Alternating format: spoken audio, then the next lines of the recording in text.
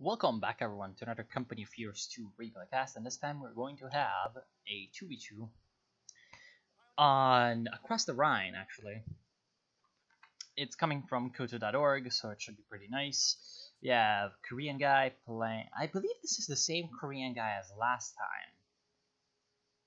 I'm not sure. Anyway, he's going to be playing as the Wehrmacht. His friend is going to be Vierny, playing as the OKW, and on the other side we have Aaron and Guards 2707. Pretty usual people by now, and we have a Universal Carrier coming out right at the start from Guard. I guess he wants to counter the Kübelwagen from Vierny, and of course on the southern side of the map we have lots of open terrain to use the Universal Carrier in. On the north, Aaron's going for some riflemen. Of course, he is the Americans. And we already have the Jaeger armor. Now, this is not the balance patch mod, so of course we should keep in mind that the elephant is normally going to be represented without the nerfs.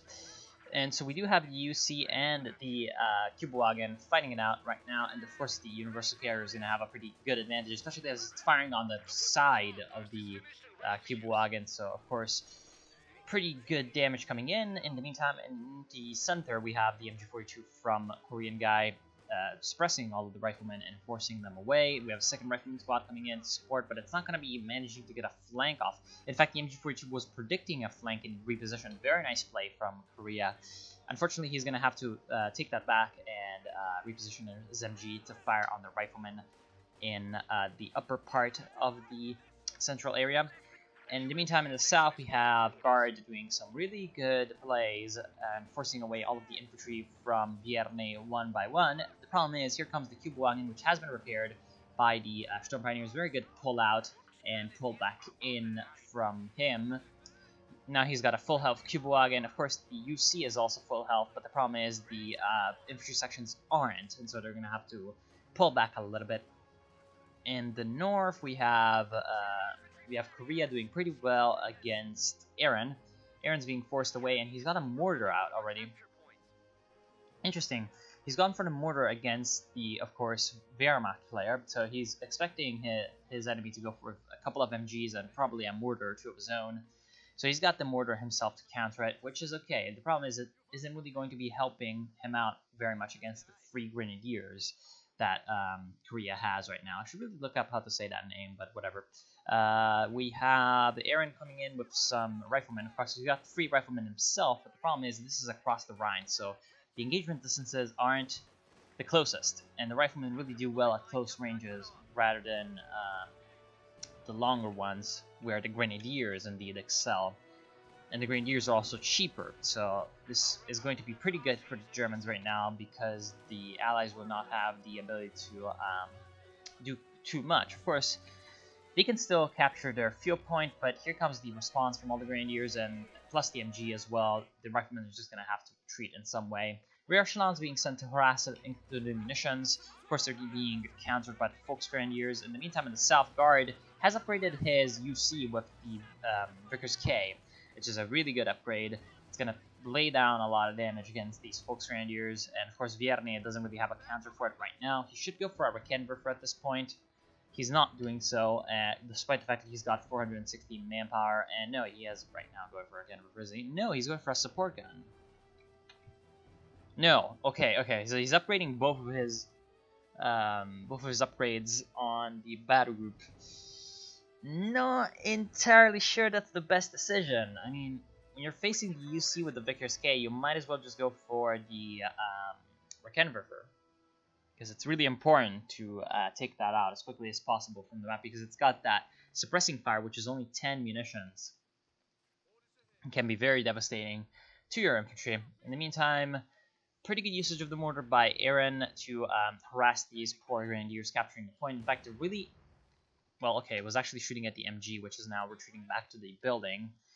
But the 2 Grenadiers staying there clumped up was really, really bad, because they could have gotten pretty destroyed by the mortar. And Aaron immediately going for a captain and a pack howitzer.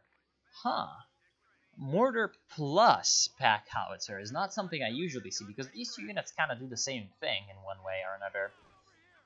but I can kind of see why he would go for a pack howitzer. It's just very strange for me, especially since he's got 65 fuel. He's almost up to 70 fuel, which is the threshold at which you can buy a Stuart. So perhaps in his shoes, I would have gone for a Stuart earlier, because of course his enemy doesn't really have any AT. He's got the tier 2 now with the Panzergrenadiers coming out, but the allies don't really know that, and of course also one AT gun against the Stuart isn't really going to be the most dangerous thing, because the Stuart can just go around it, slash avoid it, slash when it gets shot, retreat. But at the same time, the allies have a triple cap going for the first time in the entire game. So far, it looks like the Germans had a bit of a triple cap earlier, because the allies are down to 365 VPs. So the Germans definitely had a big advantage at some point. Of course, this could be reversed at any minute. Now, MG42 should be trying to suppress these poor riflemen. Riflemen might try to steal the MG42 light machine gun, which is going to be very devastating for the Germans, as the riflemen with that weapon are going to be extremely powerful. 5 men, and pretty much lots of firepower as well at this point. So not good for Mr. Korea. At this point, he's really going to have to find some way to counter that. At this point in the south, it seems like the UC is doing pretty well, but here comes the death of an infantry section. I'm guessing they're going to go down. If the Storm Pioneers chase and get the last little bits of damage off, Vierny is trying to close in the distance, but he will not be able to. Unfortunate for him. And there goes a Grenadier squad actually in return from the LMG-42, so already proving its worth. And indeed, the Panzer Grenadiers are trying to fight at long range against the riflemen with the LMG-42, which is definitely not the best decision, especially as they're standing still and thus offering a better target for the pack howitzer and the mortar. Of course, they seem to be winning the fight somehow. Very lucky in a way, I guess. I guess they got more... Well, not sure why he's dotting. He really won a fight he should not have. He's also got a Tellermine, though. Good placement for a Tellermine. People aren't going to be really expecting Tellermines to be so deep into your territory.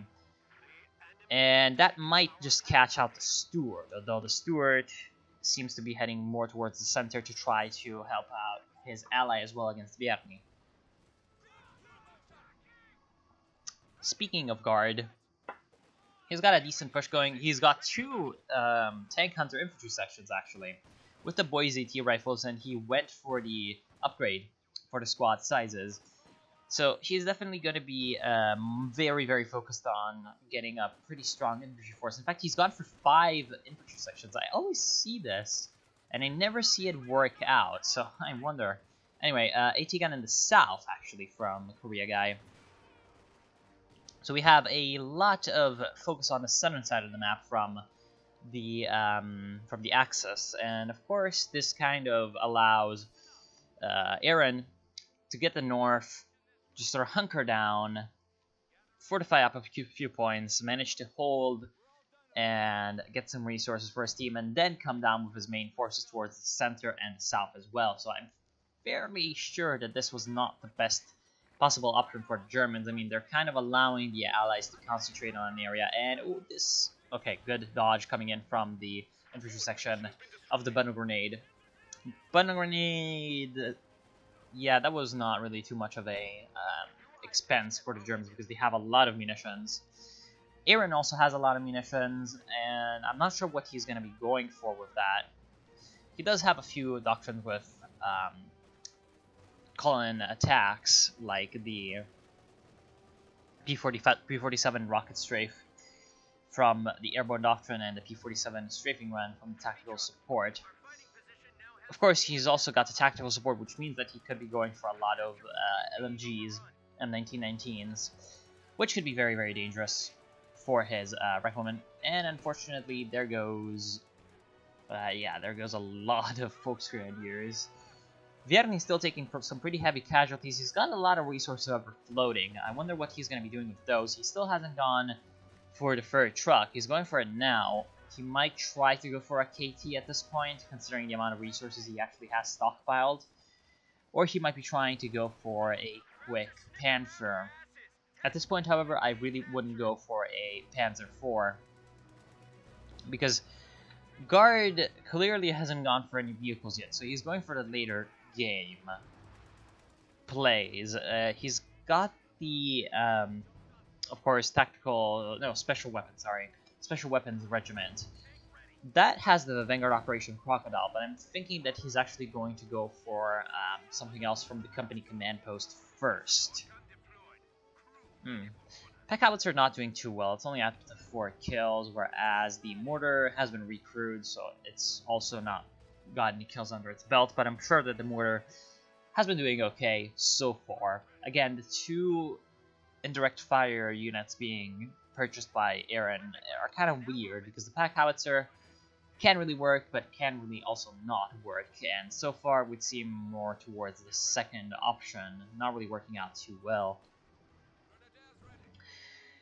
In the meantime, in the south, Guard 2707 has been able to capture the area and fortify it up pretty well with a couple of trenches. So that, combined with the fact that he's got those infantry sections with the increased squad sizes, that means that he's going to have a pretty easy time holding the southern part of the map, plus an AT gun. He does not have any AT guns, and I think that going for one would be quite important. He's just gone for an M5, sort of resupply half-track, I guess it's called.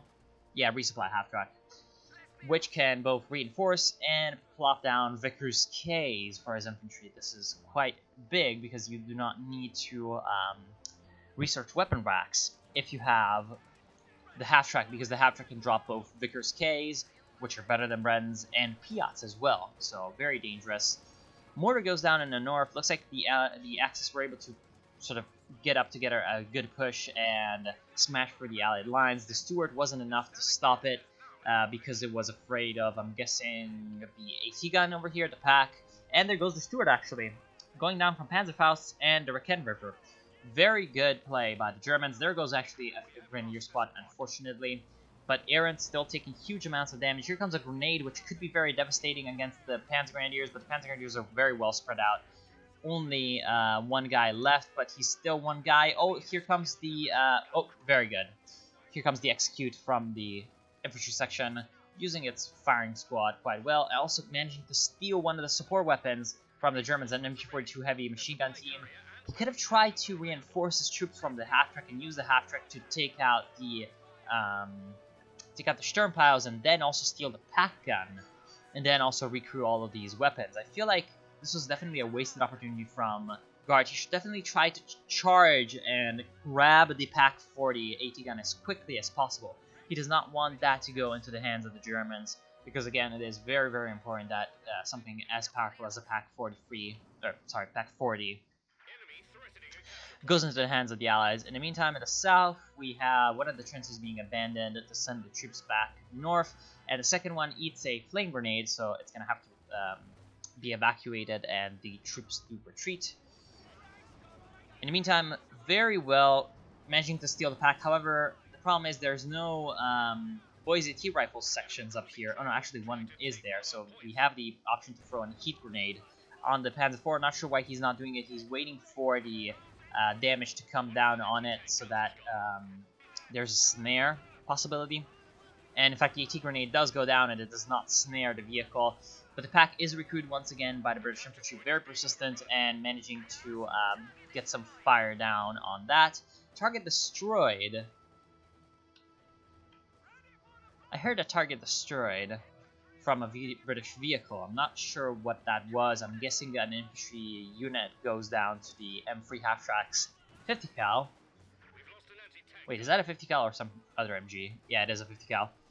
And yeah, M3 half-track also pretty useful because of the MG, so nothing to be laughed at in that regard as well.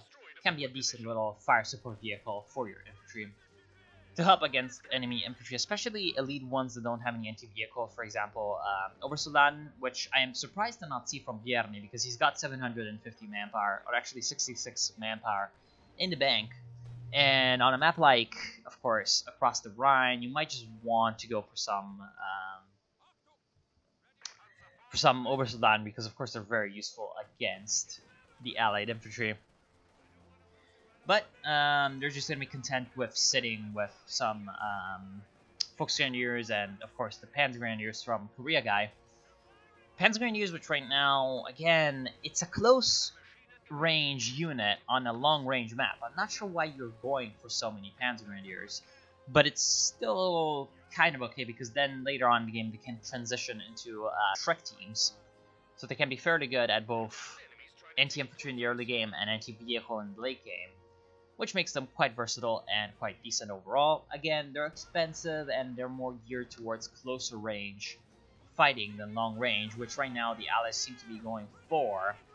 Aaron has gone for bars and upgraded them, so that kind of tells me that he might not be going for the tactical support, because if he was going for the tactical support, I'm guessing he would have picked it already and gone for some 1919 LMGs. Unfortunately, his riflemen can't really do much against the P4s from the Germans, and despite the fact he went for the captain here, he's not gone for any AT guns yet, which is very surprising, because seeing Panzer IVs on the field from the Germans would probably prompt you to go for some AT guns as well.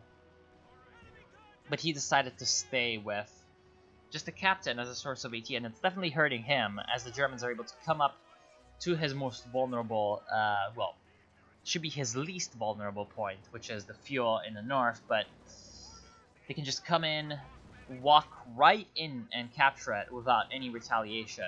And when the retaliation comes, they can just send the Panzer IV. Panzer IV is going to eat an anti-tank grenade and be damaged in the engine, but since there's no AT guns and there's no vehicles of Aaron's own, he can't really come in and capitalize on the AT grenade and the snare. So yeah, he's going to be forced to let the Panzer IV escape. Also, we have a bit of a fortification coming in the center. We have tulip rockets killing something. Looks like Volksgrenadiers. Nice little usage of the Sherman Firefly, actually. And Panther from Vierny. So he was going for the quote-unquote quick Panther, even though it's 20 minutes in, and he's only got that now. Still, I think he could have gone for a KT at this point. I mean, yes, he's facing a Brit, so there's going to be Sherman Fireflies, but... Sorry for the burp. At this point in the game, he could have definitely gone for a King Tiger. I really see no reason not to. I mean, it could have provided him with more versatility than the Panther does, because of its anti-infantry. And of course, it's a big heavy tank, so you can really never go too wrong with a big heavy tank. But oh well, the Panther's also pretty good to counter the Firefly, and also possibly to hunt down the half-track, funnily enough. The 5 infantry sections are still alive, actually, for Guard, and at this point they're starting to really hurt his manpower, because he's only got 162 income because of all of the upkeep that he has to pay for 5 infantry sections. So for example, the other players in the game, we have Korean guy with 252, Vierny with 200, and Aaron with 195. You may think, oh, that's not too much, but already like 4 or 5 minutes in, that 50 manpower income difference is going to mean 250 manpower. So it's going to mean like about 10 models of the infantry sections. The infantry sections cost 28, I believe, to reinforce. So that's going to be quite a lot more bleed that you're going to be taking if you have a lot of units out there, especially because not only you have less income, but you also have more units that are going to be taking casualties, and so more units that you're going to be having to reinforce. M36 Jackson on the field for Aaron, definitely needed at this point because he was lacking with that AT. So him going for that Jackson is very, very important. And oh, there comes a very potentially dangerous bundle grenade. Almost takes all of them out, but still 3 Panzergrenadiers against 3 riflemen with LMGs. I'm thinking that the riflemen eventually are just going to be bleeding out the Panzergrenadiers quite easily. But oh well. So far they're kind of surviving because of the lack of AT of Aaron. But now that Aaron has the Jackson, that's going to be another story entirely. And so I'm thinking that the Jackson really is a bit of a turning point on the north side of the map. Despite the fact that it seems like the Axis are still pretty much doing quite well, the Allies have a triple cap going, and so at this point the Germans only have 5 minutes of game time left before they lose to the triple cap. So they need to be very, very careful. They need to capture at least one of the points, and at this point the northern VP really seems to be the most important one because it is the least well defended out of all of the allied ones. The southern one sometimes is going to be captured by Vierni, but whenever Guard 2707 decides that he wants to take it, I'm pretty sure that he's going to be able to just stroll right in. He's lost one of his infantry sections actually, so that's not the best. He's also going to be calling down some artillery. Does Guard 2707 have the anvil? No, he does not have the anvil upgrade on his company command post, so there's still going to be normal shells coming down. But still, normal shells from 2 guns might just do a little bit of damage, and we have an artillery piece, a fixed artillery piece from Vierni. I'm not entirely certain that that's a good idea. In fact, I'm pretty sure it's a bad one. And oh, there goes all of the riflemen from Aaron. Extremely good Stuka bombing strike. That was absolutely devastating. The MG42 is still on the ground, actually, and none of the other weapons dropped, so the MG42 of Doom is still going to be around. But this is, for a while, the end for Aaron. He's going to have to rely on Guard to provide the infantry to actually capture points on the north side of the map, which is very bad. Of course, he is the American, so he has the vehicle crews, but he's only got 1 Jackson to hop vehicle crews out of. So this is going to be very bad for him at this point. In the south, we still have a pretty good fight for the Brits because there's no German vehicles in the fray there. So, oh, here comes a... yeah, never mind. Kamikaze doesn't really kill anything at this point. Still, because of the M3 half-track reinforcing on the field, the Brits are going to be in a very good position to deal with the German infantry. Of course, when the Panther comes in, the half-track is going to have to retreat and leave way for the Firefly to fend off the Panther. It's going to be a bit of a rock, paper, scissors, I would guess. The infantry plus the half-track counters the infantry from the Germans. Then the Panther counters the half-track. And then the German infantry counters the Firefly. Hopefully. Of course, we don't really have a lot of German infantry with P-Shreks from Vierni. Nor from Korean guy, even though he's got those 3 P-Grens, he does not have enough munitions to go for a lot of Shreks. Looks like he's been placing down mines and using Stuka bombing strikes at this point.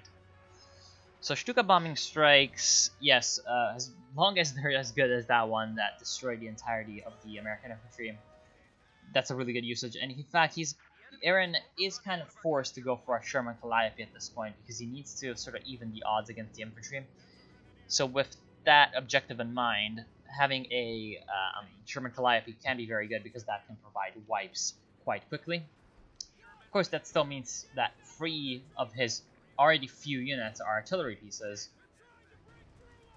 Not sure why he's not trying to do a point-blank barrage. Oh, he's predicting that the Grenadiers retreat. Wait, no, what? He's using it on the VP. Well, I myself would have used it over here against the P-Grens, because at close range, that Calliope would have been monstrously accurate. In fact, the retreat point from the Allies is being bombed by the LEFH, which is really the main usage of something like the LEFH, to sort of harass retreat points, make sure that the enemy doesn't really sit too comfortably in it, and they're always having to move it around, trying to avoid getting themselves wiped as they retreat, because there's nothing really as annoying as your retreat point getting bombed by artillery. So that's a really good usage of the LEFH by Vierni. And of course, that is going to provide his ally actually with some support, because the LEFH has a really good range.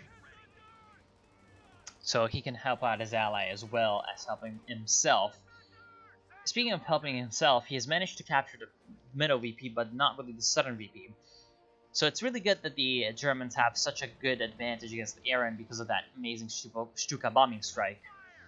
Because Aaron lacks infantry, they are able to capture the northern side fuel point much more easily. And the southern side fuel point, they can just leave it to the Allies because they don't have really the forces to capture it as well.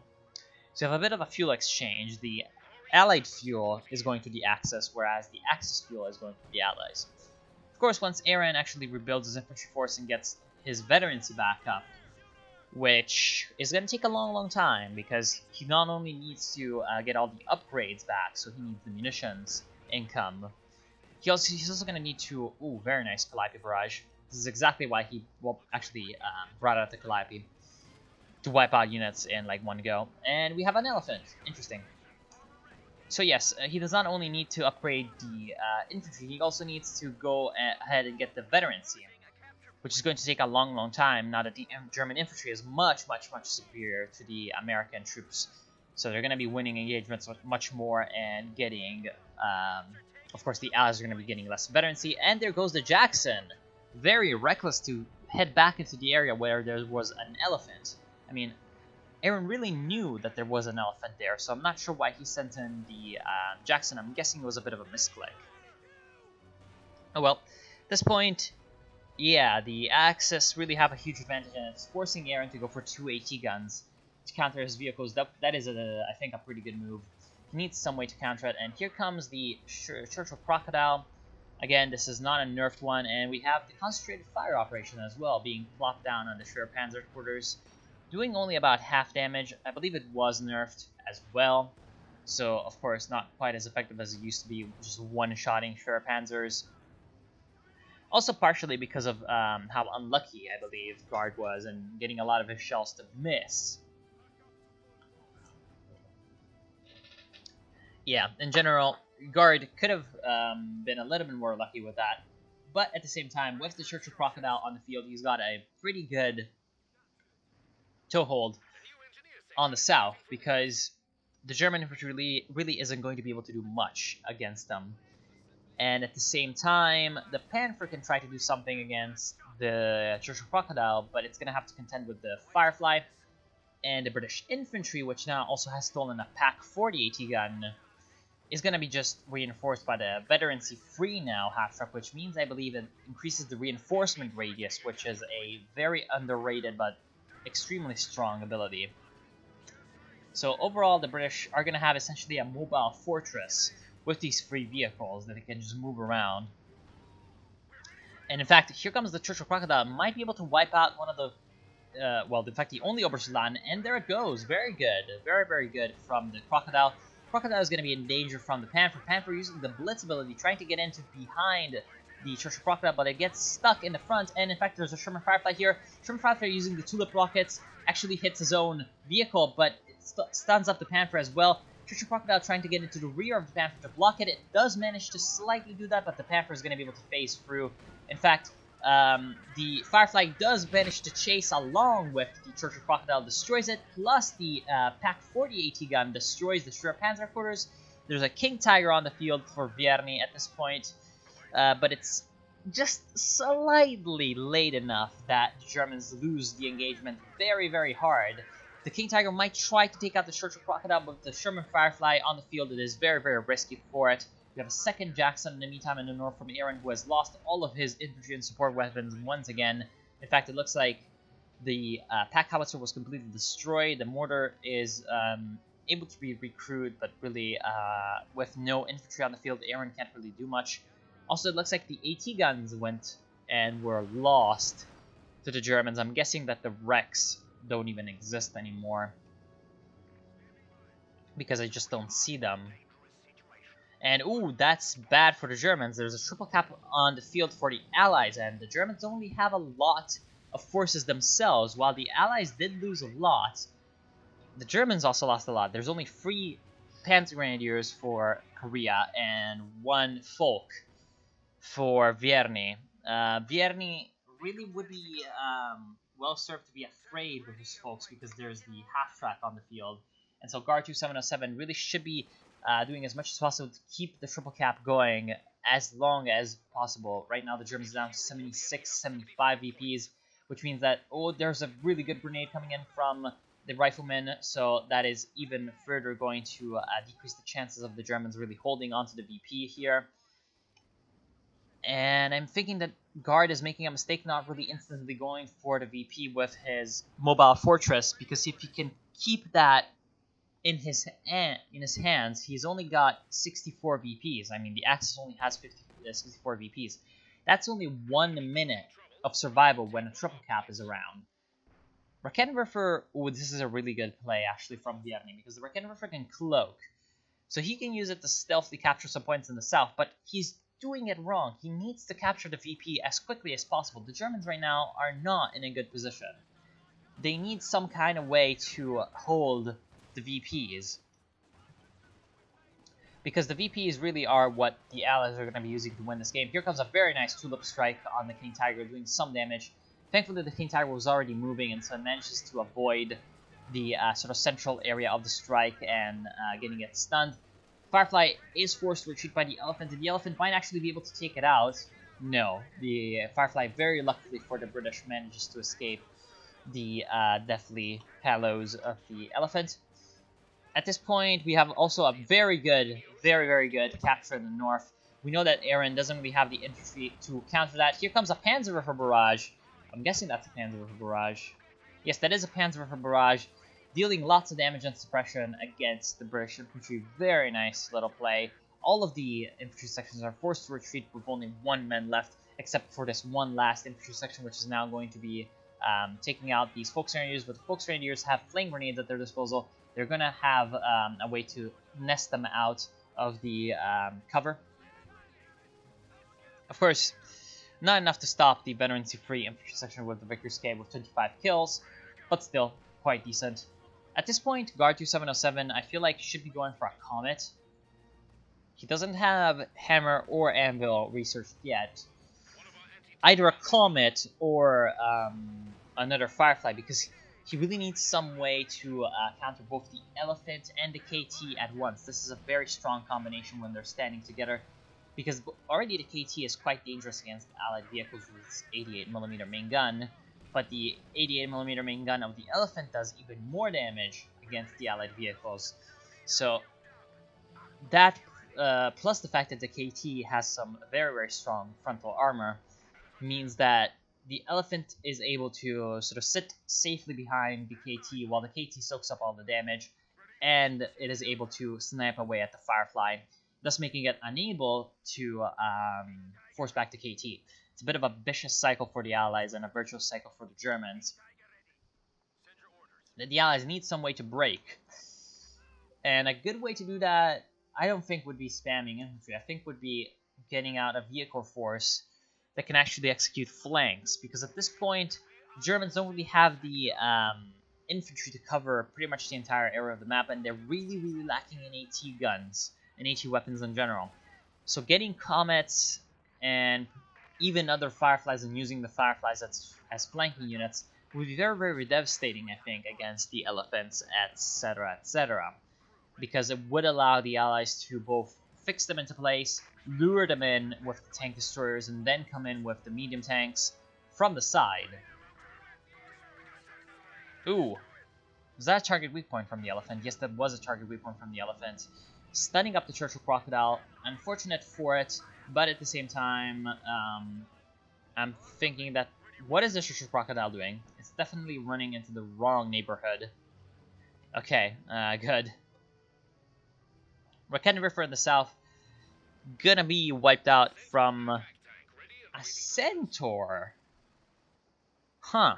I think that's a purchase that's geared towards defending the south side of the map. And of course towards having something that can be fit into the limited pop cap that the British had. But at the same time, that's only 2 less pop cap than a Cromwell. I feel like the Cromwell would have been much more useful for Guard 2707 if he was, of course, worried about the pop cap, because the Cromwell would have then been very useful as well against the infantry, and again, as a flanking unit. The Cromwell is extremely speedy and can just zip around. Oh, that was another attempt at an amazing Stuka strike, but unfortunately it didn't really work out this time. These infantry sections are in a wrong place, and in fact they realized they were in the wrong place, and they managed to kind of avoid the Panzerwerfer.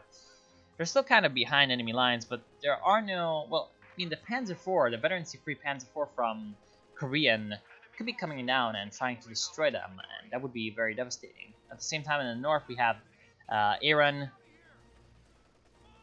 coming in and managing to do some damage, trying to capture the northern VP, using his Jacksons to try to run over the Panzer Grenadiers, this might be very dangerous, as in fact, here comes the Panzer IV using some smoke as cover, and after that, retreating back towards the Panzer Tactician after it takes a severe beating from the two Jacksons. Of course, the two Jacksons need to be very afraid of this thing. Elephant managing to get a very good snipe across, but the Elephant at this point manages to be really, really weird with its pathing, and does not get extra shots off on the Jacksons. Of course, the Jacksons can't really charge in because of not only the Elephant, but also the support of the KT and the P4. P4 takes a lot of damage, tried to come in to finish off the M36 Jackson that took the damage from the Elephant. Unfortunately, it took even more damage for its troubles, and now it's going to have to be repaired. In the meantime, the Germans have gotten the triple cap on their own. The Allies are down to 200 VPs, which is going to be just a little over 3 minutes of triple cap. Here comes an excellent Tulip rocket strike, wiping out one of the Volksgrenadiers. Very good job from Guard. Definitely using that signature technique of his quite well. And at this point, well, there's just a Pak-43 in the center for Vierny. I think that that's a very bad decision, because if the Allies just plot down a little bit of artillery on it, for example, just one Calliope barrage or one artillery strike from the British infantry sections, yeah, of course, it's going to be there and it's going to damage the Sherman Fireflies. It's going to be a bit of an extra substitute for the Elephant. When the Elephant is north, the Pak-43 can stay in the center. Of course, there's also the problem of the Churchill Crocodile. If the Churchill Crocodile just comes in, they're thinking about it. There's a shoe mine here. So the shoe mine can definitely sort of stop the Crocodile there, but the Crocodile is going to be in range from here to here, or close enough to make no matter, and then come in and burn up the poor Pak-43. Huh, weird. Anyway, Elephant definitely laying down the smack on the American vehicles, showing them who's boss, along with the Panzer IV. Just like in the center, it seems like the German infantry are doing pretty well against the infantry sections, actually, from Guard.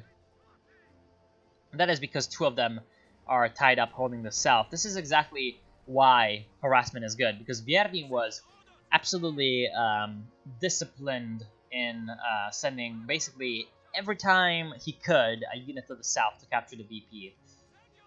So him doing that over and over and over again is forcing Guard to pull down infantry sections from the main fight in the center and holding down the south side of the map in case Vierny were to send more troops, which in turn allows Vierny to have a bit of a upper hand in the center.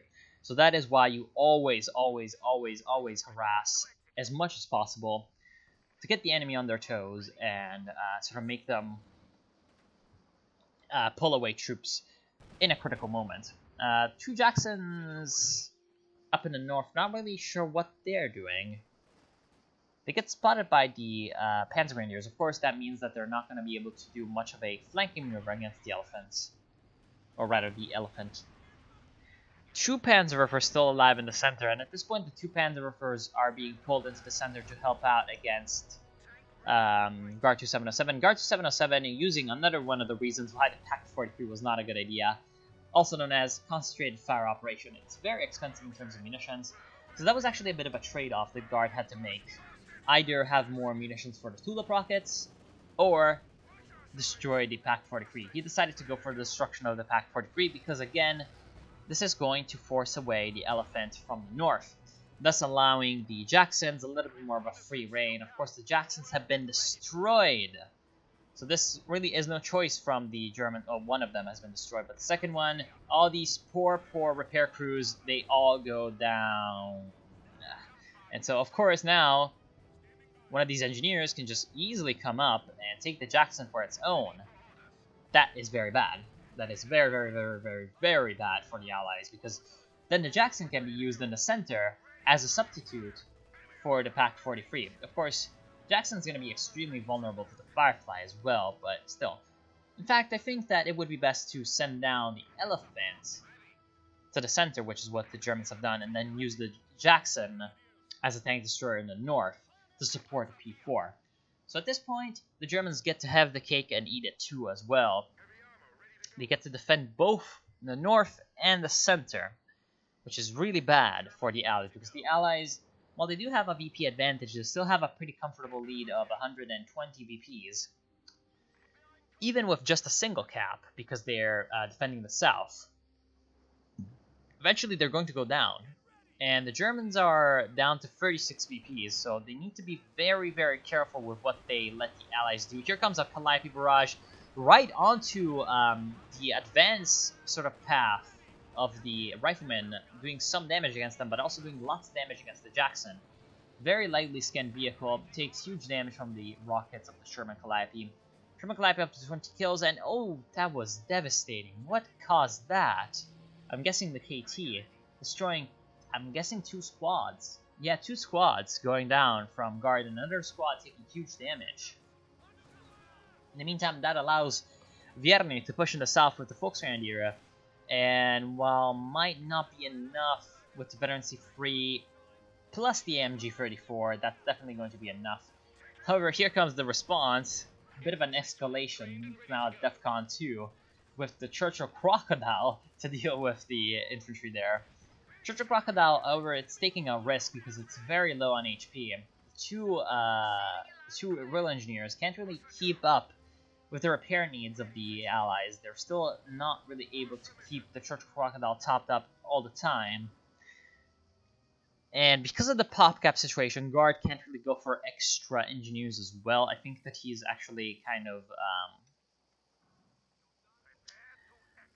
trying to wait around until he has a new, either a new vehicle or a new infantry section. I wonder what happened to the Centaur. It hasn't done anything. That's exactly what I thought. It's not even really that useful as an anti-air unit because there's only the reconnaissance overflight as a air ability from the Germans. It's not like we have Lightning War with the Stuka close air support with the strafe that you really need to shoot it down as quickly as possible.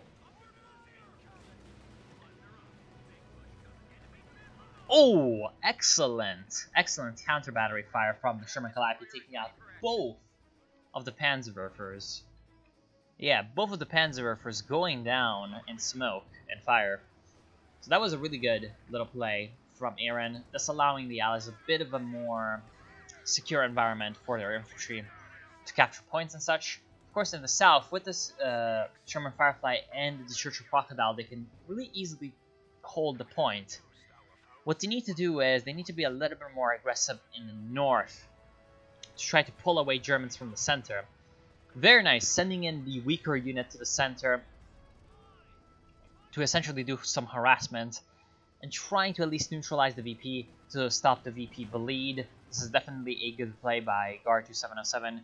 He needs some kind of way to let the Germans make a mistake, because at this point the Germans have the upper hand.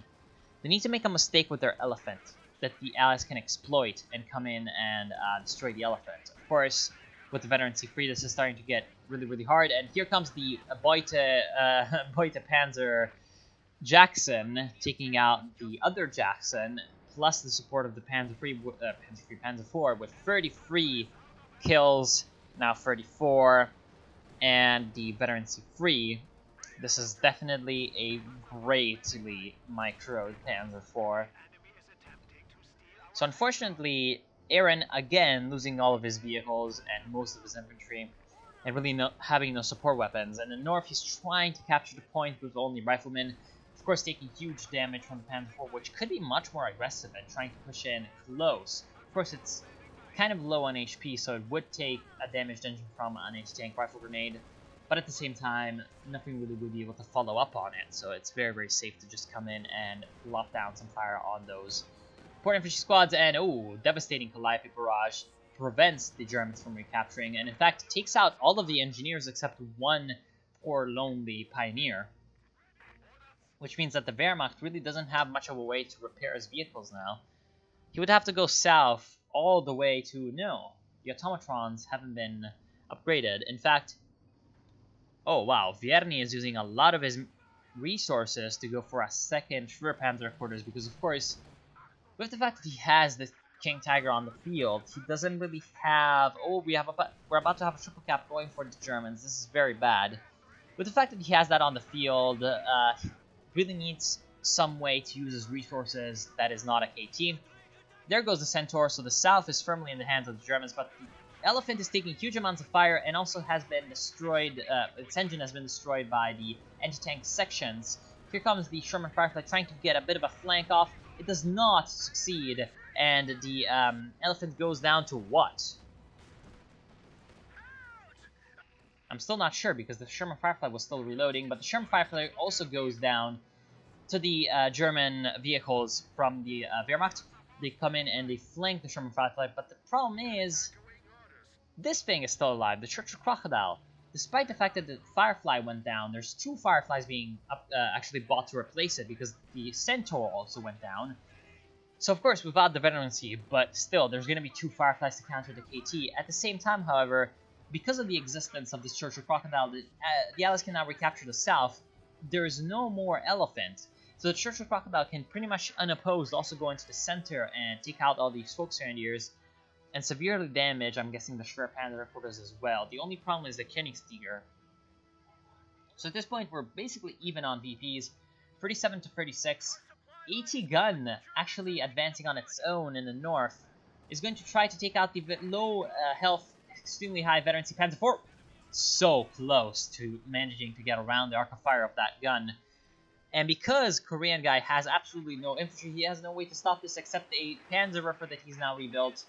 Let's see if this is going to succeed. No, the AT gun doesn't really have a suppression meter, so it's really able to just shrug off the Panzerwerfer, and it's going to be able to capture, except here comes a Sturmpile that's definitely going to take it down, but here comes the escalation. The Riflemen are going to be able to take out the Sturmpiles and probably secure the area for America and democracy and freedom.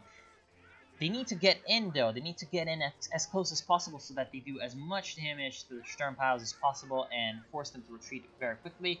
Of course, here comes the Jackson trying to run them over, but he realizes that it's not a good idea because there's 2 riflemen there. And here comes the damaged engine of the grenade. The repaired, or rather reinforced, Pioneers also trying to come in. They're going to be destroyed. Here comes a Calliope barrage in the center. Very, very well done. 38 kills for the Calliope. Strong, strong performance from that rocket artillery piece.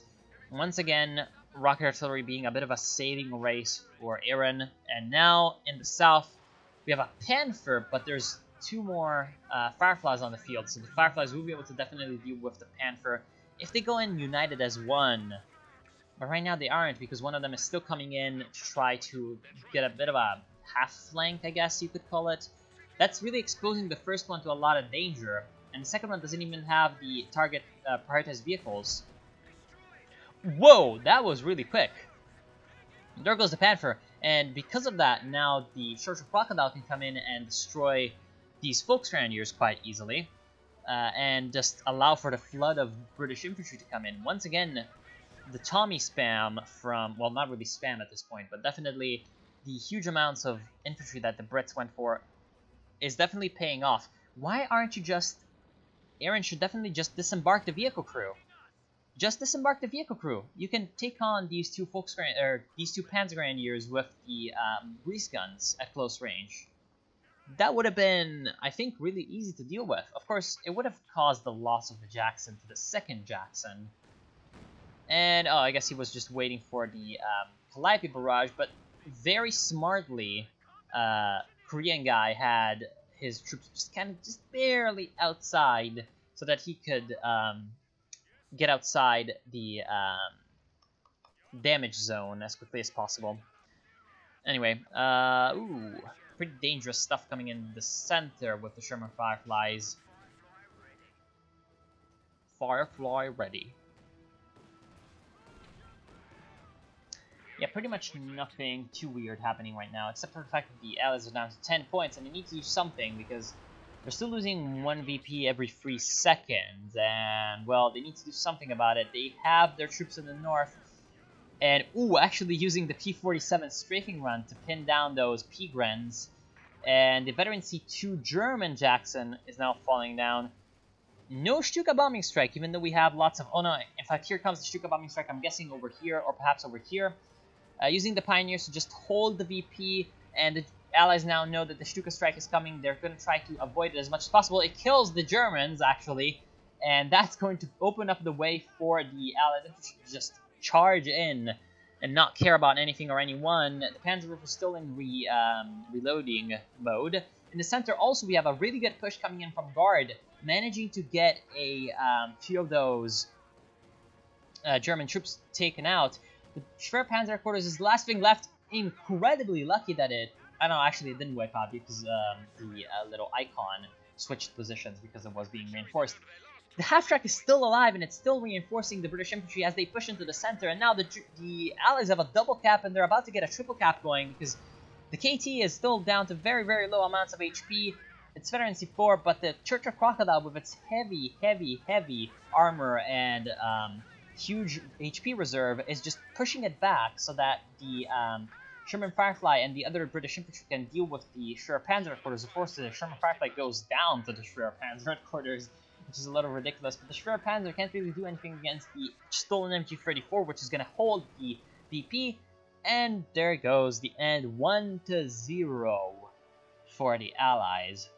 Really, really good play. Coming out on top because of their infantry, actually. Especially because of this glorious half-track that the British had in the south. That provided so much map control for Guard. Plus his good usage of his vehicles. 57 kills on the Churchill Crocodile. And Aaron, despite losing a lot of units in the early game, just continuously and persistently rebuilding, doing some harassment, and using the Sherman Calliope to whittle down the Germans, just like the Germans have whittled down him. Eventually managing to come out on top, destroying the Elephant, which was really the linchpin of the German defensive network.